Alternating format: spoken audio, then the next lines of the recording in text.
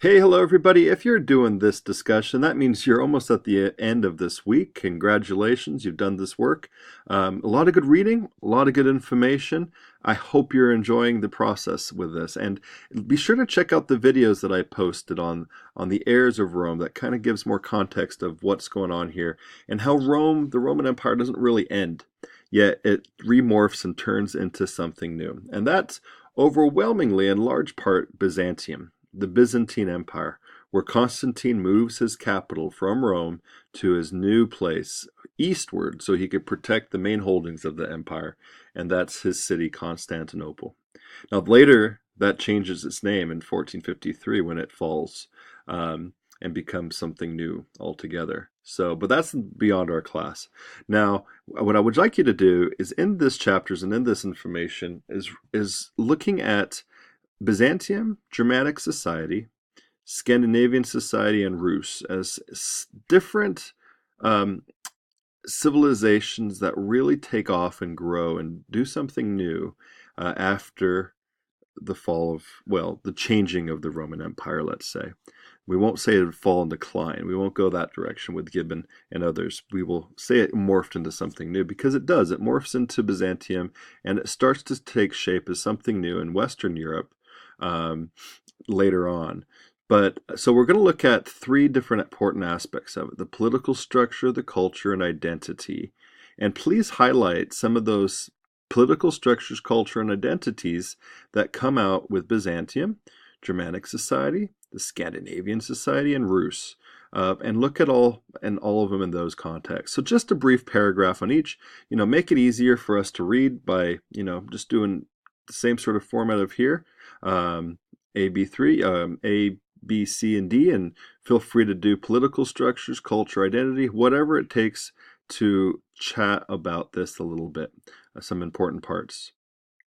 So then the second question of that is, what did these new states that emerged have in common, if anything? So after you look at all these, then look at a little bit of a comparison and see if there's anything in common. You can also add to that, if you want, some huge differences, if you'd like to, if that makes it easier too. If maybe there's nothing in common that you can see, but you can see some very glaring differences. Now that's fine too. But do a little paragraph on those commonalities or differences. And then the third one, really looking at a selective part, the beginning part. We're just the beginning part of chapter 13, right when you see changes in Europe happening.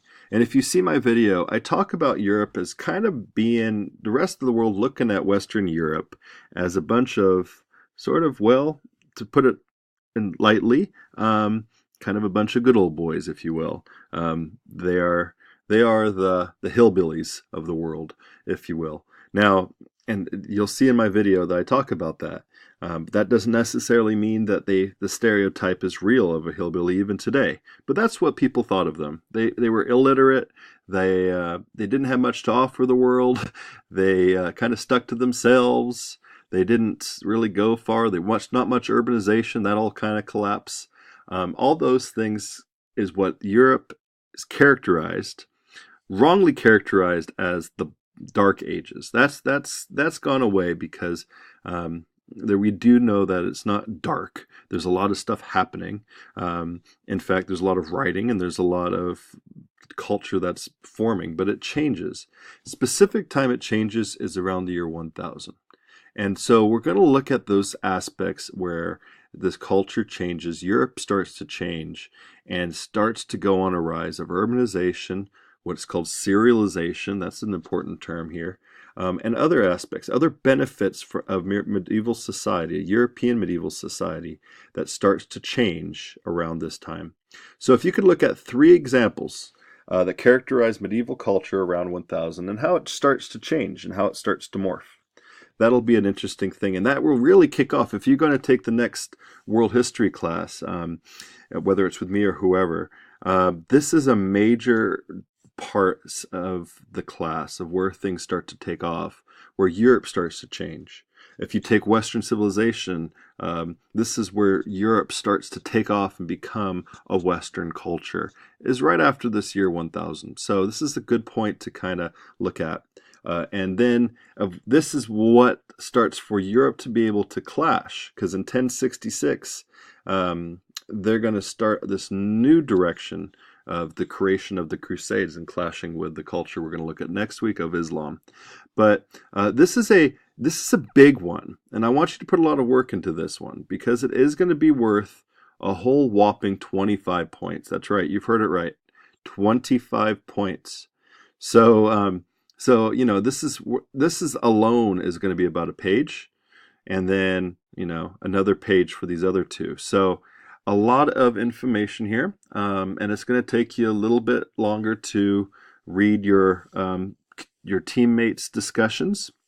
But these are also designed to help you with the exam in a couple weeks. So as you'll see next week, the exam's going to be posted. All that, there's actually a video already posted on there that'll come available to show you what expect for the writing parts of the exam.